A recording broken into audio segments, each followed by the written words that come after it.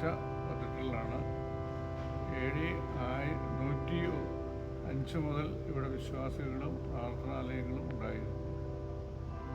ലോകത്തിൻ്റെ നാനാഭാഗങ്ങളിൽ നിന്നുള്ള സന്ദർശകർ ഇവിടെ എത്തിച്ചേരുകയും വിശ്വാസികൾ പ്രാർത്ഥിച്ച് അനുഗ്രഹം പ്രാപിക്കുകയും ചെയ്യാറുണ്ട്. ക്വീൻ എലിസബത്ത് അവരുടെ സ്ഥാനാരോഹണത്തിൻ്റെ ജൂബിലി സമയത്ത് ഇവിടെ എത്തി ദേവാലയത്തിൽ പ്രാർത്ഥിക്കുകയും ദേവാലയ പരിസരം സന്ദർശിക്കുകയും ചെയ്തിരുന്നു. കുറച്ച്